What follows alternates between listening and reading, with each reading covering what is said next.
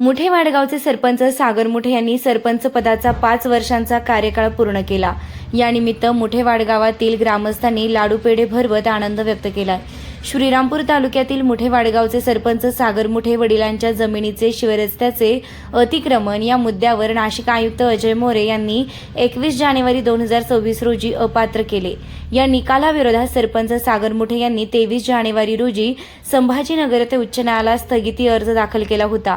त्या अर्जावर 2 फेब्रुवारीला सुनावणी होऊन उच्च न्यायालयानं अप्पर आयुक्तांच्या अपात्रतेच्या निकालाला स्थगिती देऊन सरपंच सागर मुठे यांचे सरपंच पद अबाधित ठेवण्यात आले आहे।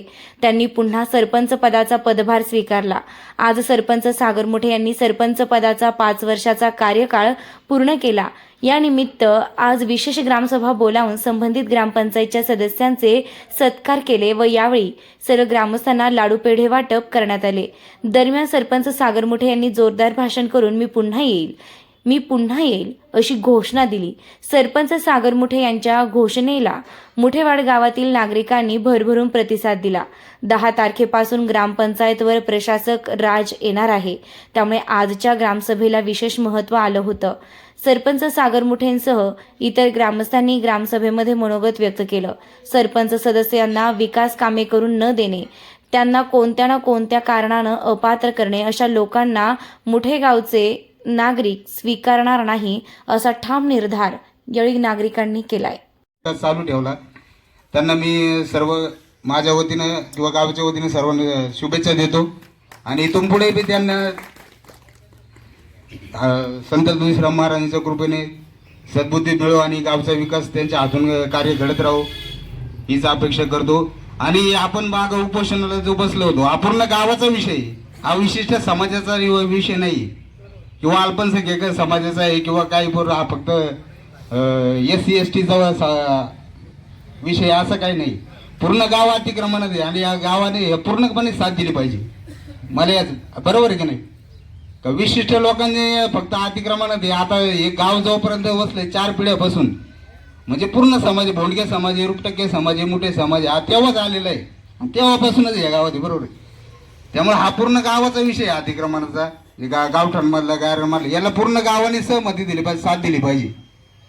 आणि रमाई आवास योजनेचं भाऊसाहेब बरं का म्हणजे गोरगरिबांची योजना आहे तिथं थोडंसं घरकुलं मिळाली पाहिजे अशी माझी एक अपेक्षा आहे।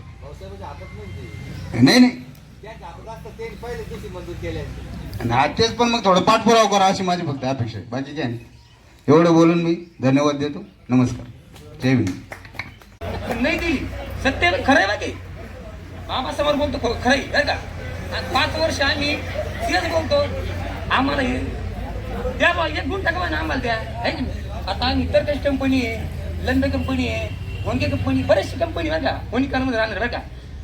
आम्ही दरवर्षी आम्ही दर ग्रामसभेला मी तेच बोलतो, आमचं वनीकरण ते करा बुवा, काही कोणी करत नाही। सागर भाऊनी भरपूर प्रयत्न केले बरं का। 7.5 एकर ती मंजूर करून बी आणली, तिथं बी अडचण आली आहे की नाही, तिथं बी अडचण आली। कोणतं नाही खरे की म्हणता येईल, जिथं गोष्ट खरी गेली आहे की नाही, कोणतं नाही खरे गेली तिथं बी अडचण आली, तिथं बी अडचण आली। या अडचण येणारच ती बाकी खरे आता आणली। आता कोणाच नाव सांगायचं गाव खरे नाव नाही सांगू शकत आपण बरं का, पण आली आता काय काय म्हणते ती म्हणी एक बरं का, जाऊ ती विषय बरं का बघा ती विषय बरं का महाराज खरी महाराज नाही आमच्या वनीकरणामध्ये ह्या वर्षी आम्ही काय करणार माहिती का, आमचं वनीकरण जेवढं आहे का आम्ही एक विचारून आम्ही प्रयत्न करणार नाही का आता नाही करणार आमचंच ना मग आमचं आम्ही एक वनीकरण जेवढं लोकांना नाही आम्ही एक विचारलं, आम्ही जे विषय आम्ही मांडला ते विषय आम्ही तेच करणार। माझे 2 शब्द संपले।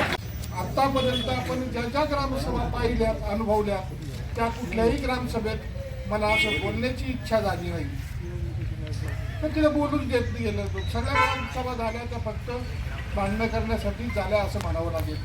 आज मी या ठिकाणी जे काही बोलतोय हा माझा स्वतःचा आवाज नाही, हा आमच्याकडे येऊन आम्ही चौकातली माणसं आहोत, आमच्याकडे येऊन अनेक सामान्य नागरिक जे काही बोलतो तो आवाज आहे। त्या ठिकाणी प्रत्येक जण सर्वसामान्य माणूस हा वरच्या लेवलला बोलत नसतो, पण तो आमच्याकडे त्याचं दुःख बिंग त्याचं फोडत असतो. आणि ही जी काही चर्चा होती ती आमच्याकडे जास्त होती बऱ्या अंशी, कारण आम्ही दिवसभर तिथं असतो. आणि म्हणून आत्तापर्यंत जे काही गोष्टी घडल्या आपल्या सरपंचांनी, उपसरपंचांनी आणि ग्रामसेवक भाऊसांनी सुंदर असं काम या ठिकाणी केलेलं आहे. अनंत अडचणी आल्या, त्यांचं अभिनंदन करावं तितकं थोडं आहे. परंतु मला आपला सर्वांसमोर एक गोष्ट प्रकर्षाने मांडायची आहे. या महाराष्ट्रात आपलंच गाव काय, प्रत्येक गावामध्ये जवळजवळ आपल्या गावात तर 90% लोक अतिक्रमणात आहेत. काही ना काही कोणाचं तरी फुटभर निघतं. आणि कोणाचं अंगण शेळी बकरी जरी बांधली तरी तुम्ही त्याला अतिक्रमण म्हणता. आणि ह्या अतिक्रमणाच्या मुद्द्यावर आपल्या गावात जे जे काही गोरगरीब सदस्य अपात्र केले जातात, बारीक बारीक दगड तुम्ही बाजूला फेकले, पण मोठा दोंडा काय नाही भेटला तुम्हाला, त्याचं तर तुम्ही करत होता ना. मग हे जे काही गोष्टी आहेत त्याला कुठेतरी पायबंद बसला पाहिजे. आणि येणाऱ्या भविष्य काळामध्ये की जर या ठिकाणी या अतिक्रमणाच्या मुद्द्यावर कुणालाही अपात्र केलं जाणार नाही, असं आमच्या परमपूज्य संत तुळशीराम महाराजांच्या मूर्तीसमोर शपथ घ्यावी आणि तरच इलेक्शन करावं. नाहीपेक्षा प्रशासक ठीक राहील, 5 वर्ष प्रशासक राहिलं तरी अडचण नाही, अशी शासनाला विनंती करावं. आणि त्याच्याही पुढे जाऊन आपल्या सर्वसामान्य नागरिकाला एक अशी विनंती करतो आणखी एक, की जर समजा या गोष्टी घडत नसतील, जर मोजक्या 10% धनगरदांडग्यांच्या हातात जर गाव द्यायचं असेल, आता कुणाचं धन कसं आहे, कुणाचं धन कसं आहे, हे गावातले ज्या गावच्या बुरी त्याच गावच्या बाबडी, तर कुणाला काही सांगायची गरज नाही. पण जर समजा असं धनदांडग्यांच्या हातात जर गाव द्यायचं असेल, मग ह्या 90% गोरगरिबांनी काय करायचं? नुसते मत, आमचा मतदानाचा हक्क सुद्धा काढून घ्या, आमचं मतदान सुद्धा घेऊ नका. त्यांचे मत लागते फक्त, त्यांचे मत फक्त लागतात आणि सत्तेत मात्र सहभाग नको. काय कारण ह्या लोकांना अपात्र करण्याचं?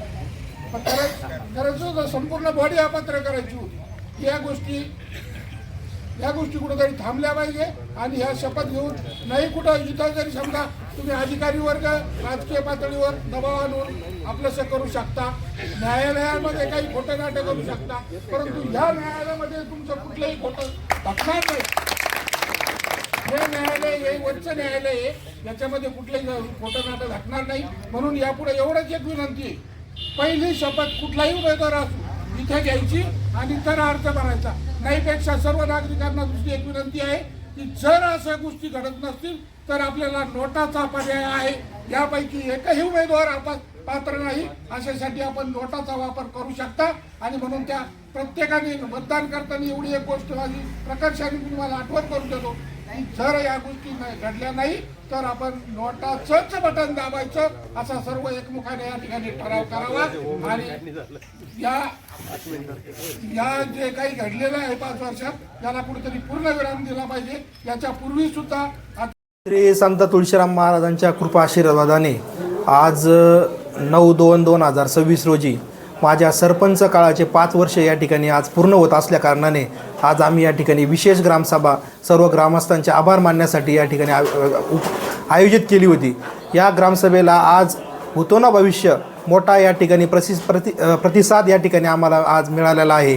आज जर बघितलं तर 5 वर्षाच्या कार्यकाळामध्ये 2021 साली आमच्या पंचवार्षिक निवडणूक झाली. या पंचवार्षिक निवडणुकीमध्ये माझ्या गटाचे 5 सदस्य निवडून आल्याने मी आज या ठिकाणी सरपंच म्हणून 5 वर्ष काम केले. पण हे विरोधकांच्या पोटामध्ये मोठ्या प्रमाणामध्ये गोळा आला आणि त्यांनी माझे सदस्य कसे अपात्र करता येईल आणि माझी संख्या कशी कमी करता येईल या ठिकाणी त्यांनी त्याच्यावर जोर दिला. माझे 2 सदस्य, एक नानाभाऊ जाधव, गोरख जाधव आणि उज्ज्वला आदिनाथ दिघे यांना या ठिकाणी त्यांनी अपात्र जिल्हाधिकाऱ्यांकडे अतिक्रमणाच्या मुद्द्यावर केलं. त्याच्यानंतर पोटनिवडणुकीमध्ये पैशाच्या जोरावर लोकांना भूलभुलैया करून त्यांनी 2 सदस्य निवडून आणले. त्या जोरावर त्यांनी माझ्यावर अविश्वास प्रस्ताव दाखल केला आणि अविश्वास प्रस्ताव दाखल केल्यानंतर तो अविश्वास प्रस्ताव बाबाच्या कृपेने त्यांचा फेटाळण्यात गेला. त्याच्यानंतर ते इथपर्यंत नाही थांबले. त्यांनी माझे उपसरपंच विजया भोंडगे यांच्यावर या अतिक्रमणाच्या मुद्द्यावरती केसेस दाखल केल्या.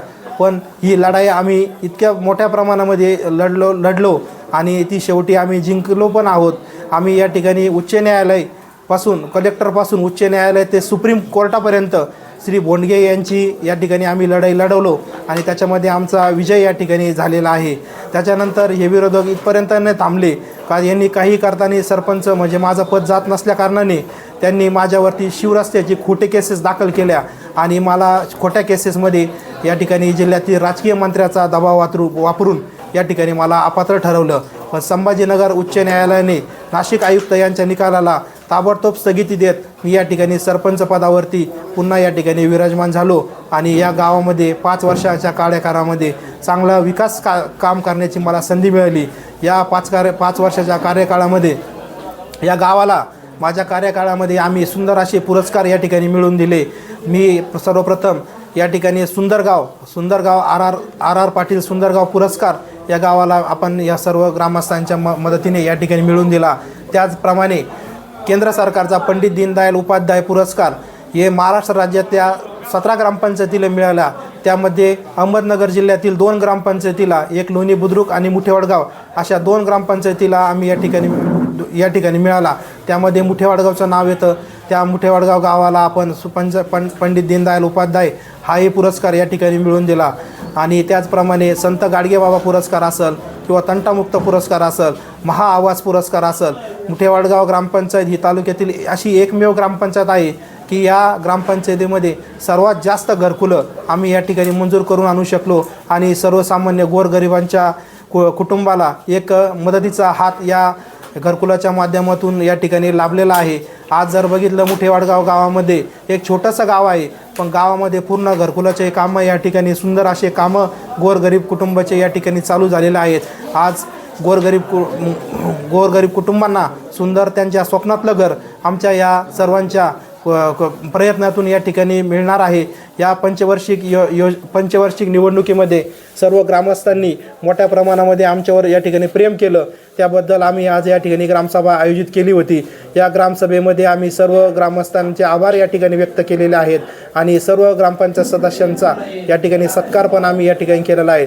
आणि या ग्रामसभेमध्ये आम्ही असं आवाहन केलं की भविष्यकाळामध्ये आम्ही सर्वजण आपल्यासोबतच आहो. तुमचंही सुद्धा आमच्यावर तितकंच प्रेम या ठिकाणी राहू द्या. आपण सर्व गाव एकत्र येऊन भविष्यकाळामध्ये चांगला विकास या गावचा या ठिकाणी करणार आहोत. ज्याप्रमाणे राळेगण सिद्धी असेल किंवा अण्णा हजारेंचं राळेगण सिद्धी असेल, पोपट पवारांचं हिवरे बाजार असेल किंवा आपले पेरे पाटलांचं पाटोदा असेल, हे या गावांचं नाव जर आपण देशामध्ये कुठं गेलो तर या गावाचं नाव आपण सांगितलं तर ते ओळखलं जातं. त्या पद्धतीने आपलं मुठेवाडगाव गाव हे देशामध्ये या गावचं नाव आपल्याला कानाकोपऱ्यामध्ये पोचवायचं आहे.